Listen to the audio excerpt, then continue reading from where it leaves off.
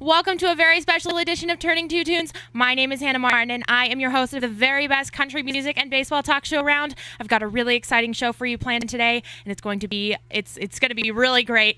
We're going to talk about everything playoffs today. We do have the Red Sox and the Astros going right now. I'm going to try not to lose my mind as the Red Sox try not to get swept for the second consecutive year in the ALDS. We've got the Yankees going later. We're going to talk about the Cubs and the Nationals and the Dodgers and the Diamondbacks. We're going to talk about everybody today.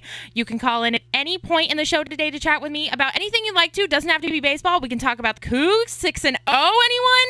And to be on the air, the best time to call in is when I'm playing music, so I can get to your call right away. That number, and I'll repeat it lots of times throughout the show, is 509-335-2207. All right, y'all, we are going to start off the show today with Carolyn Cole's song Tidal Wave. Here we go.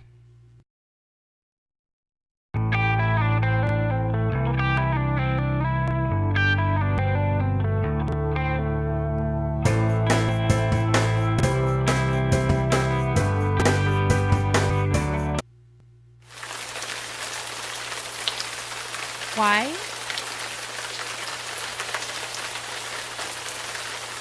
Why the rain, you might ask, as a sound effect for today's show? Well, you know what we're going to talk about. We're going to talk about the Red Sox. And it's terrible.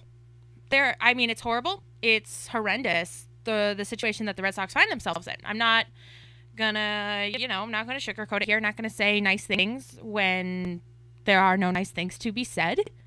The Red Sox are playing the Astros in the American League Division Series, and they have lost the first two games of the series. It's a best-of-5 series, so when the first team to 3 games wins. And so they've already dropped the first two. They're playing right now. It's 3-0 Houston in the second inning. The Red Sox just pulled their starting pitcher, Doug Fister, after an inning and a third. Which is terrible. It's been an ugly series. There has been absolutely nothing good except for maybe David Price's rotation. He's come in as a reliever in a relief role there. And he's pitched really well, actually. There's your one bright spot. Red Sox have dropped the first 2 games 8-2. In both games, that was the score, and it's really hard to talk about it. As you all know, I am a huge Red Sox fan. And I was talking to one of my friends about this. Her name also Hannah. She's a big Packers fan, and so she understands where I'm coming from on the sports issues. You spend so long. The baseball season it's long. It's 162 games plus spring training plus the playoffs, and you spend all this time rooting for your team and watching them, and it's really a horrible feeling to, you watch all these games, they make the playoffs, you have all these hopes, and then for the Red Sox to just do nothing. I mean, they have done nothing. They haven't led in the series so far. The starting pitching has been terrible. Chris Sale, Drew Pomeranz, they both were terrible. And I'm up here every week talking about how great the Red Sox are and how great they're going to be in the playoffs, and that hasn't happened. And it doesn't look like it's going to happen. The other thing, last season, when the Red Sox got swept, there was still an energy. There was still that feeling that even though they were down 2 games, they could come back. They were going to come back to Fenway, and they were going to be able to pull it together. They were going to be able to pull off the unpull-offable, if you will. There is no energy this season. There is no hope. You want to know perhaps one of the saddest, most depressing things that I've ever heard when it comes to the Red Sox. The Red Sox sent out an email today at 8:30. This is what I woke up to. An email saying, there are still tickets available. Please come buy them. Please come to the game today.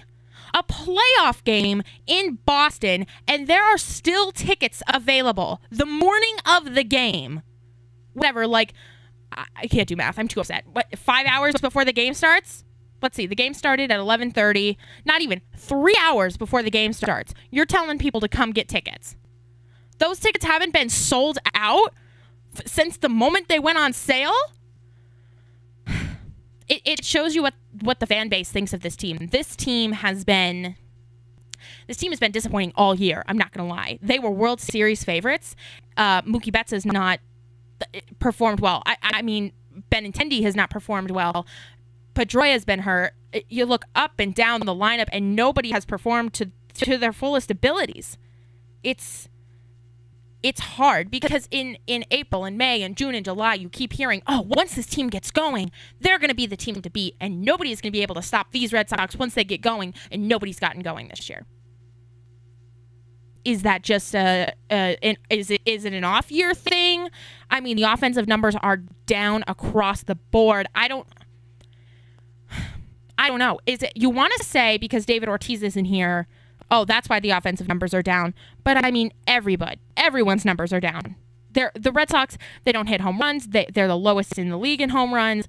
They're playing what looks like to be very uninspired, low energy ball right now.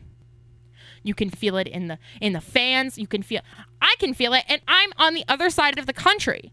I'm all the way out here in frickin' Pullman, Washington, and I can feel how unenergetic this team is and these fans are.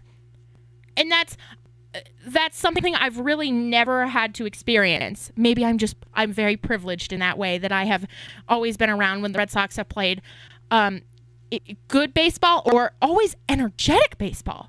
Even when they're losing or something, there's always, maybe that's the David Ortiz effect, and maybe that's just what this team is now, that David Ortiz hasn't been, because David Ortiz played for the entire, I'm only 18, and so David Ortiz has played he played my entire life. So I never knew Red Sox baseball without David Ortiz. But I don't know. This is hard to watch. This is just, there's no other way to put it. It's hard to watch. My brother is a Yankees fan, and the Yankees are also down 0-2. But you watch their games, and the Yankees play with energy. They play with heart. Even they're down 0-2. I doubt there are tickets still available in the Bronx today. I doubt the Yankees at 8:30 this morning were like, oh, you know what, guys? Let's get our marketing guys in here because we got to send out an email and tell people to get their butts to the game today. I don't think that's happening with the Yankee fans. The Yankees have been playing. I think it's a case of the Cleveland is a better baseball team than the Yankees, but the Yankees have been playing. They've been doing their best. They've actually been playing baseball. They haven't just been like, oh, okay, I just take the ALDS. We don't really want it. Our fans aren't going to come out to the games. We're not gonna give this any energy. And I realize, I am on the other side of the country, and I don't know any of these guys personally. And I know that there have been a lot of injuries. Mookie Betts' wrists. Dustin Pedroia, his knee. Eduardo Nunez. He was running down. He's had knee problems since September, and they put him on the playoffs roster, and he was hitting leadoff on Friday, which was the Thursday, the first game. He had this big knee brace on his right knee, I believe, and he's running down the first base line, and he falls down halfway down the line. He had to be carried off the field by John Farrell and one of the trainers. If that's not your metaphor for this Red Sox playoff season, I don't know what is. It's hard for me. It's tough to go through 162 games and then to watch the team fall apart so tremendously. I had the Red Sox winning this series. I thought they were going to do a really great job in this series. I thought they were a better team than Houston. But they're not. Houston is showing they are a better team. Houston is showing offensively they're a better team with their pitching. I think the Red Sox had better pitching, and it kills me to see Chris Sale and Drew Pomeranz just completely fall apart. I blocked out a time for me to go home and lie down on my floor and cry later if the Red Sox don't pull it together. So I really hope I get to go home and do homework or read. But right now, it's looking like you'll be able to find me on my floor crying. It's hard. I mean, there's no other way to put it. It's hard to watch. It's not good baseball. It's uninspired baseball.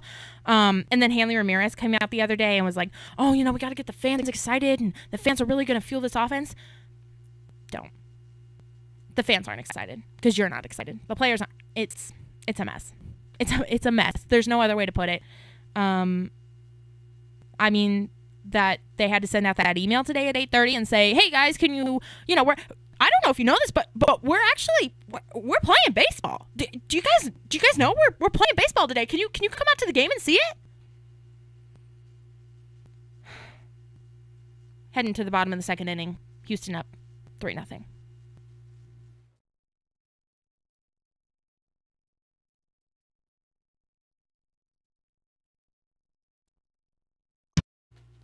All right, we're back.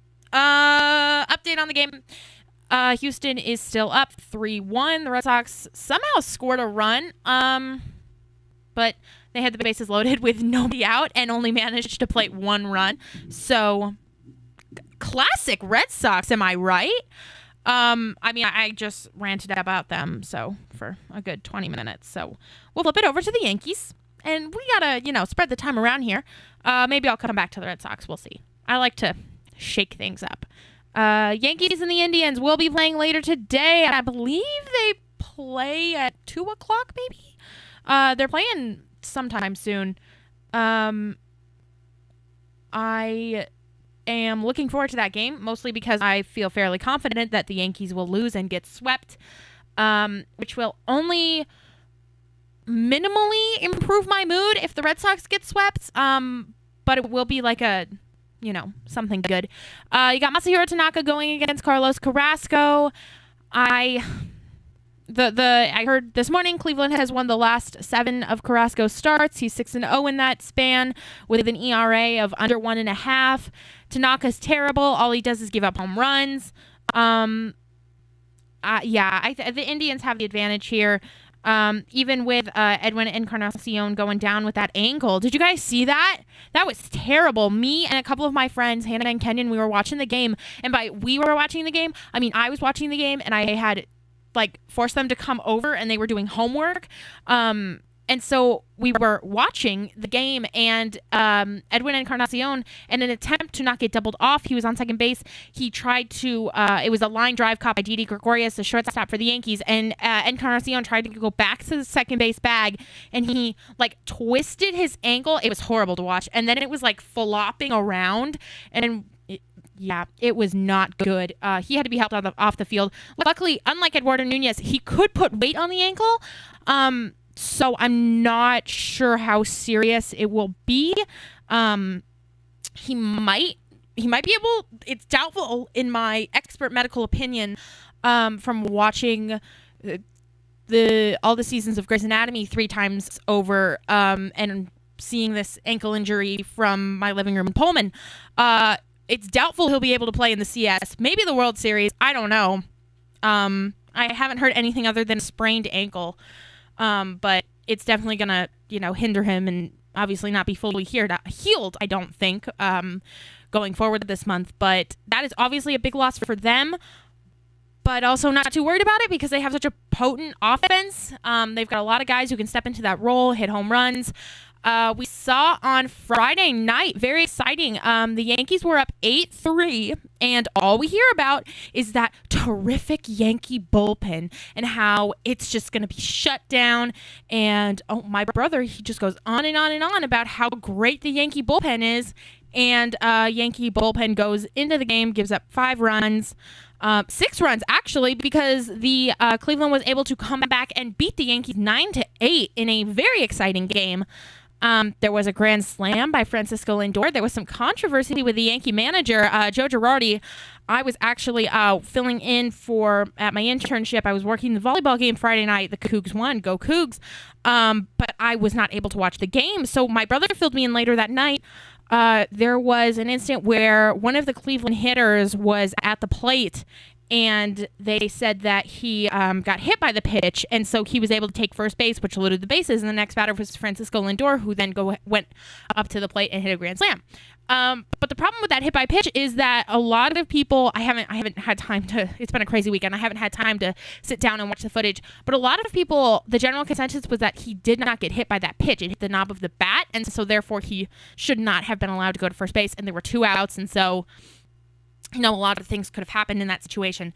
But Joe Girardi chose not to challenge it, and Joe Girardi being the manager of the Yankees, and so the rest of the events unfolded as such, with Francisco Lindor hitting that grand slam. Jay Bruce would come up in the 8th inning to hit a solo shot, tie the game, and then in the 13th inning, I want to say, Dellin Betances, who we all know he's had his troubles this year. I told you guys, I said if he struggles in this postseason, it's not going to be good for the Yankees. My brother would like to point out that he did pitch 3 innings that night, but he did take the loss. He gave up the winning run, that go-ahead run there in the bottom of the 13th inning. Cleveland was able to walk it off on the Yankees. It was a double down the line, I believe. I don't remember who hit it.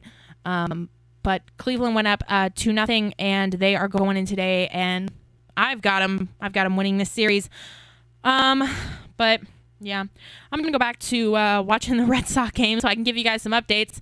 One of my friends, his name is Steven, he's generously texting me updates about the game, and wants me to emphasize that the Red Sox had the bases loaded with nobody out and managed 1 run.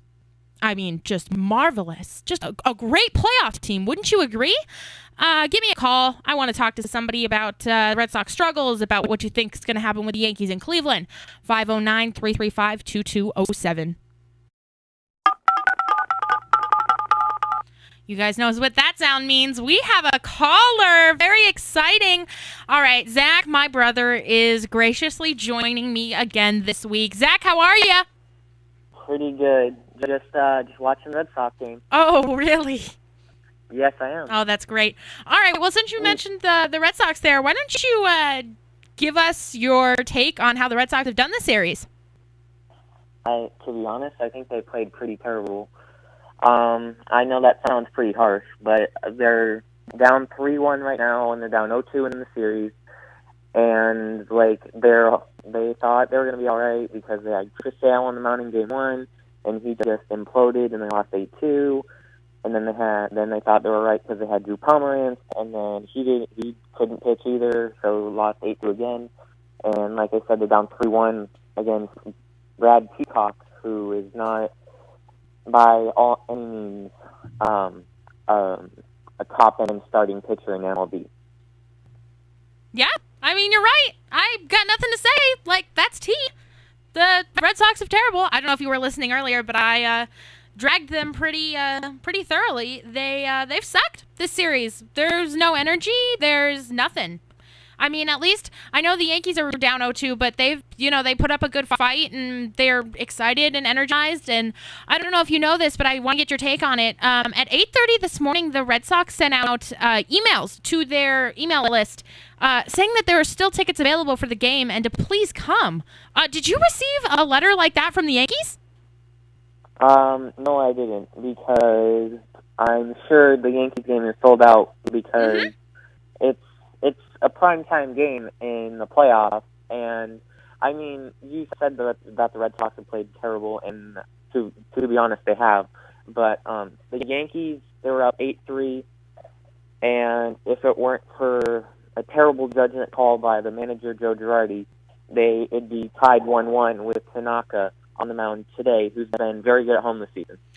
So I also want to get your take on that, now that you brought it up, the debacle that the Yankees had a couple of nights ago with Joe Girardi. So what are your thoughts on that whole situation?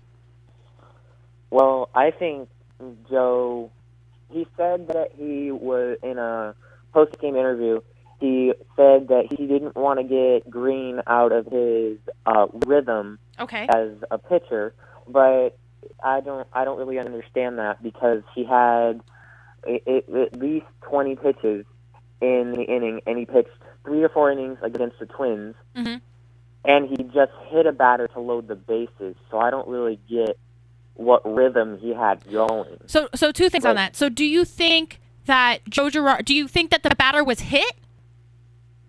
No, the batter was not hit. It obviously It hit the bat. The knob of the bat. Yeah. So Joe Girardi's went into Sanchez's glove, and there was 2 outs and 2 strikes. So it would have been a foul tip strikeout, and the inning would have been over. Right. And then the Yankees still would have had an 8-3 lead. So you think Joe Girardi? So Joe Girardi is saying, I didn't want to challenge that play because I didn't want to throw off his rhythm, or he didn't want to pull him out of the game because he didn't want to throw off the rhythm. Well, he didn't want to challenge the play to throw him off his rhythm. Okay. But because he leaves him in, and then Lindor hits a grand slam. Right. So after the batter is hit, or Girardi doesn't challenge it, what would you do? Would you pull Green from the game, and who are you putting in? Well, I would have challenged it no matter what, because Gary Sanchez, the Yankees catcher, went over and was pleading to him, challenge it, because he heard the ball hit the knob of the bat. Right, and it's a lot different sound on ball hitting wood than ball hitting your arm. Right. Quick update here. I do have the Red Sox game going up in the booth. It's 3-2. It's 3-2. We've got back-to-back 2-out doubles by Mitch Moreland, Mitchie Two Bags, and Hanley Ramirez, who I have been critical all year of Hanley. But he situational hitting. I harp on it time and time again. That's the most important thing, especially when it comes to playoff baseball. These are the times when you have to get runners in. That's good. Good job, Red Sox, actually scoring some runs. They haven't had a lead all series, but this is great. Hanley looks pumped at second base. Maybe that'll inject some energy in there. Brad Peacock is coming out of the game for the Astros, so they're going to head to their pen. It is only the 3rd inning, but who knows? Maybe me dragging the Red Sox to all my fans out there on Pullman Radio is the spark that really ignites this team. What do you think, Zach?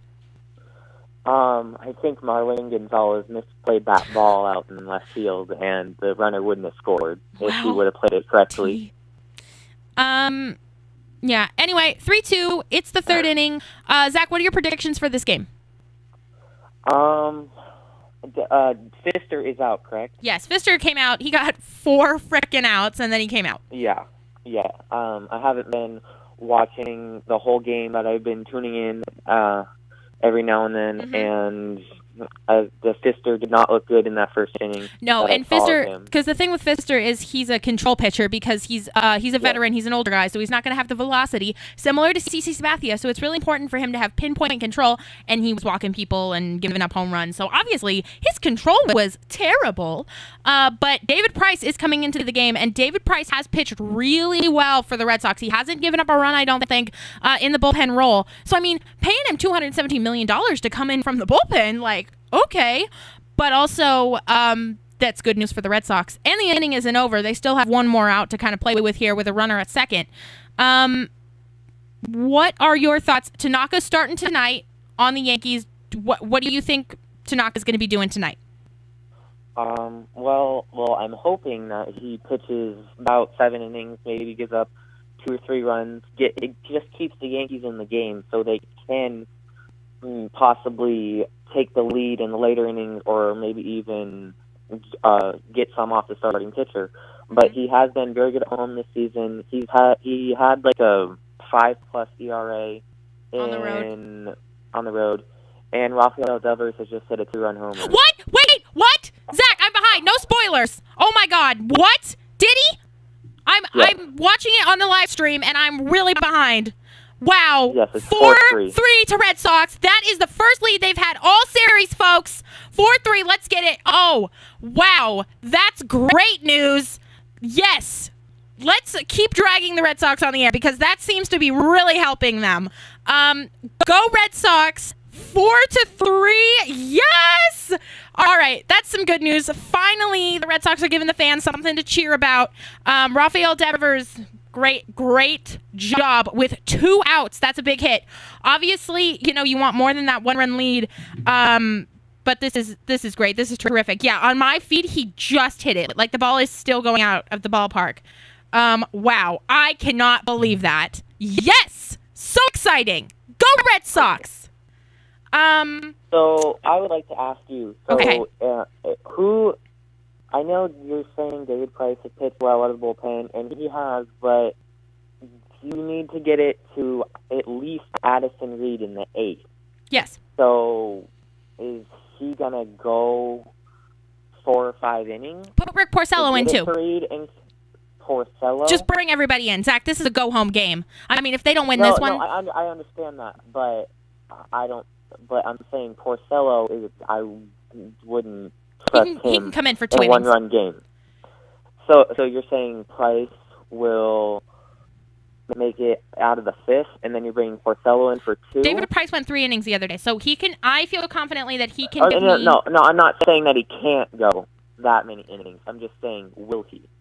So it'll be the 4th that he'll be coming into. And so you would only, if he goes 3 innings, you would only need Rick Porcello to pitch 1 before you have Addison Reed in the 8th, and then Craig Kimbrell in the 9th. Yeah. So. Okay. I mean, you need one guy to come in and pitch you 1 inning. If you figure David Price can go 3 innings, or 1 inning and some change. It's 3 scoreless innings too, because you're not going to be bringing in. Kimbrell he's done that so far. The game's tied. I mean, he's done that so. Okay, but that was not in a 1-run game. It's still, I think it's still a high leverage situation, no matter what you're talking about, like in the playoffs here. Sandy Leone just I'm gonna call it a double. No, nope, single. He singled down to the left field line. That's good that we're making contact. Let's get some runners on. Let's get them in, boys. Zach, thanks for calling in. Thanks for calling. That's 2-run homers for Devers. I know it must just warm your heart to see the Red Sox go up in this series. Go up. They're still gonna be 2-1 if they win this game. You're right. They still, but remember, I seem to remember some history being made against the Yankees a few years back. Okay, let's stay on topic here. Don't let us win this game. Isn't that what Kevin Millar was saying in 2004 with that that game when the Yankees were up 3-0? Don't let us win this game. You know what? I'm not sure what happens if they win this game. I mean, they got to win it first. But to be fair, this team is not the 2004 Red Sox. Sure, you could say that. They don't have the pitching. But still a lot of ball to play. It's only 1 run. I will keep everybody up there outdated. Zach, thanks for calling in. I hope the Yankees lose tonight, but also, yeah. I mean, I hope they lose tonight. So you'd like to play the Indians rather than the Yankees, is what you're saying? I hate the Yankees, and also I picked Cleveland in my pool, so. Oh, okay. Thanks for calling in, Zach. Inning over. Yeah, okay. I just wanted to let you know the inning's over now. Okay. So. Red Sox up 4-3. Okay. Yeah. Thank you, Zach. Thanks for calling in, Zach. It's always a pleasure to have you on. If you guys would like to call in, give me updates on the Red Sox because my feed is slow up here in the booth. That number, 509-335-2207. Let's get the phone lines going. The Red Sox are leading the Astros 4-3. First lead that they've had in this entire series. Let's go, guys. Let's get pumped.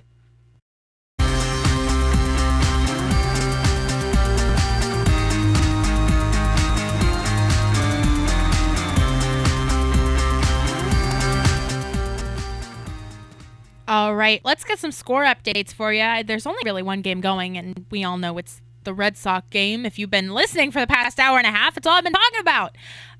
Still 4-3 Red Sox. You heard that right. Red Sox are winning 4-3. I'm as shook as all of you are, probably. My listener map also tells me that we have someone listening in France. So I don't know if that's a glitch or something, but shout out to the listener listening in France. I was going to say hola, and then I realized I was Spanish, and I don't speak French. We need to get one of my friends up here in the booth. Her name is Anna. She speaks French. But thanks for listening. That's so exciting. I hope it's not a glitch. We also have someone listening on Mercer Island in Washington. So hello. Thanks for listening, everyone. Everyone who's listening on 90.7 KZUU, thank you for listening. Everyone who's streaming it and it's not showing up on my listener map, thank you very much. We are going to talk about the NLDS matchup that is happening. One of them, it's the only series of the 4DS series in the AL and the NL. to be tied 1-1. And it is the Nationals and the Chicago Cubs. The Chicago Cubs took the first game of the series on Friday. Nationals took the second game yesterday, and they will play tomorrow night. So that's Monday night. They're going to be playing. They'll play at 1:00 actually, because there are four games slated. If the Yankees and the Red Sox both win, there'll be 4 games tomorrow. Nationals and the Cubs tied 1-1. Max Scherzer going for the Nationals tomorrow. He does have that tweaked hamstring, so I'm a little worried about that. The Cubs have Jose Quintana pitching for them, who they acquired earlier this year from the White Sox. He's a great pitcher. He's done really well for them this year. My money is on the Cubs in that game. I have picked the Cubs to win this series. I just think the Nationals, they end up choking a lot in these postseason matches. They're one of 2 teams, RIP, Mariners are the other, who have never been to a World Series. And I just think that their past history is just too much to overcome. They play in a bad division. A really bad division, probably the worst division in baseball they play in. They play in the NL East, which has the Marlins, the Phillies, the Braves, the Mets, and them. So I believe all of those teams were under 500 this year, except for the Nationals. Don't quote me on that. I'll definitely look that up. But it's important to note. And the Cubs, they do play some tougher teams. Cardinals, Brewers, Pirates. The Pirates not so much, but the Cardinals and the Brewers, they were in that wild card mix. So they are playing teams that are of better quality. So they do have to face some tougher opponents there. I do like the Cubs in this series here. Like the pitching, like the offense. All of these guys obviously have postseason experience, or most of them, because they just won the World Series last year. They know what it takes, the grind. Yes. So I like the Cubs here. Obviously, the Nationals, they do have Max Scherzer going, who is a Cy Young candidate perennially.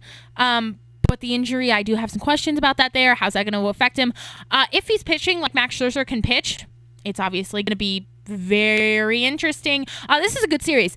Something else I want to talk about, I'm going to give you an update on the Red Sox. Andrew Benintendi just singled on a ground ball to Carlos Correa.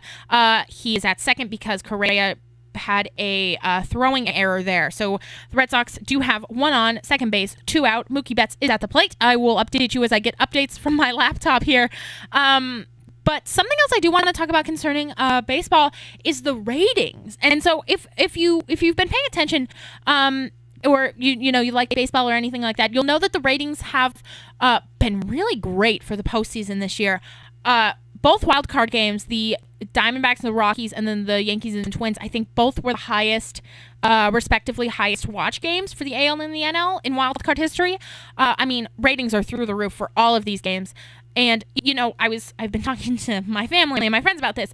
Obviously, it doesn't hurt that the Red Sox and the Yankees and the Cubs and the Dodgers are all in it this year and are all, that have big fan bases. But it's just good baseball. And I think going back to last year with the Cubs and Cleveland in the World Series, obviously the storyline of the Cubs not winning a World Series for 108 years or something drew a lot of viewers, but it was good baseball. You go to a Game 7 and it's evenly matched, and the Cubs come back from being 3-1 down. It's a great story, obviously, but it's also really good baseball. And I think that's what you see here with these teams. Not only are they, storied franchises or feel good stories, but it's good baseball. Maybe not so much the Red Sox lately, but the Yankees have been playing well. Washington and Chicago, it's good baseball. Arizona's been really interesting, even though they're down 2-0 to the Dodgers there. It's good entertainment that people want to watch. I think a lot of the problem with football that football is having their ratings go down, and it's not because of the kneeling. I don't believe. It's because there's so many bad teams. You have to struggle to say, oh, there are 5 really good teams. Not even playoff teams, but 5 good teams that you can pick every week to win. And there's 30 teams in professional football. There are just so many bad teams, and it's so boring to watch bad teams beat up on each other or not beat up on each other. But with baseball, there are a lot of good teams. You saw that with the AL wildcard. You saw that really coming down to the wire there, even in the NL, with the Rockies and the Brewers and everybody being in the mix there. There are good teams, and there are teams that are getting better. There are a lot of good young teams out there. You see that in the playoffs, and that's why I think people are watching, because it's good baseball being played. It's exciting baseball. You see, these big home runs. You see these young players coming in and making these great defensive plays. You're just seeing the game being played as it's supposed to be played. And I truly believe that's why people are watching. Obviously, like I said, it helps that you have these storied franchises in the mix, but it also helps that these teams are good, and there are a lot of good teams. And there aren't any real throwaway matches. You want to tune into every game to see what happens. And even the past few years in baseball, I don't think that's always been the case. I think, there's been a lot of Dodger Cardinals matchups where you're just oh, okay, this is a perennial matchup. But when you get interesting teams in here, when you get someone like Houston or you get someone like the Diamondbacks and they are making it and they're doing well, people want to watch and people want to know what's happening. You feel me? You see what I'm kind of getting at here? Give me a call. Let's talk about viewership ratings. Let's talk about the Red Sox. Let's talk about the Yankees. You want to talk about the Cubs? Let's do it. Let's talk about the Cougs. Let's talk about the Seattle Mariners. 509-335-2207. Mookie Betts has just walked for the Red Sox. They've got 2 on, 2 out. 0-2 count to Mitch Moreland. I'll give you an update as soon as I get them, guys. Here we go. Let's jump back into some music.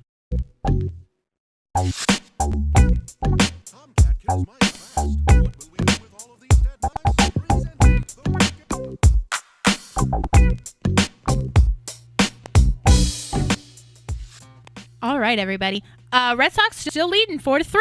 They're, they're moving right along. David Price, he's still in the game.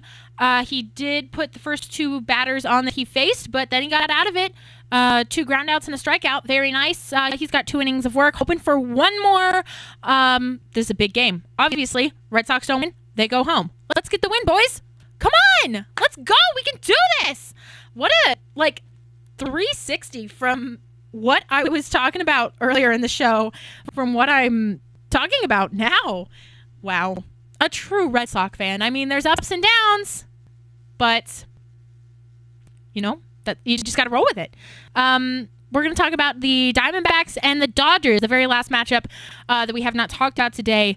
They will play tomorrow night. Dodgers are up 2-0 in that series. Dodgers will have Yu Darvish going for them. Zach Greinke is on the mound for the Diamondbacks. I don't think the Diamondbacks are going to get swept in this matchup. I do like Zach Greinke over Yu Darvish. Greinke pitched, it's hard to say. Starting pitching it's strange in the playoffs because you can wheel out your ace and he can throw an inning. Or Luis Severino, for instance, probably going to finish third in the Cy Young, third, fourth. He went an in. He didn't even go an inning. He went a third of an inning. He got 1 out. 1 out. That's it. He'll be going for the Yankees. If they win today, he'll be going tomorrow. But Zach Greinke, it didn't have the best outing against the Rockies, but he is pitching against the Dodgers, who he played for. He's played for also the Brewers and maybe the Royals. He's had a strange history, but he did play for the Dodgers for quite a few years. He played second fiddle almost. He was in that number 2 spot behind Clayton Kershaw. So he's very familiar with Dodger Stadium and the fans, the lineup. My money is on the Diamondbacks and Zach Greinke in this matchup. Not to say that Yu Darvish and the Dodgers will not have a fighting chance. I'm sure it will be a very close game. The Dodgers are a very good team. They are my picks to make it to the World Series for the National League. Cleveland being for my American League pick, and I've got Cleveland in 6 games in the World Series there. But I just don't think the Arizona is going to go quietly. I think they will win the game on Monday night, and I think it'll be a really great game. Both teams are very good teams. Arizona really has surprised a lot of people this year. The pitching's great. Offense, obviously, J.D. Martinez, Paul Goldschmidt, Jake Lamb. They're doing a lot of things right over there in Arizona. So I think they take the game tomorrow night. I do think the Dodgers win the series, but go Arizona. Good job. Haven't made the playoffs in a while. Giving the fans something to cheer about. They're playing good ball. Good for you, Arizona. 4-3 Red Sox. If you want to talk, got to throw that 4-3 Red Sox in there because I'm really happy about that while it lasts. If you want to talk about anything, the Cougs, the Mariners, baseball, football, anything, give me a call. I'm on the air for 12 more minutes, 11 more minutes now, so you better call in quick. 509-335-2207. We're going to jump back into some music. I'm waiting for your calls, guys. Get them in.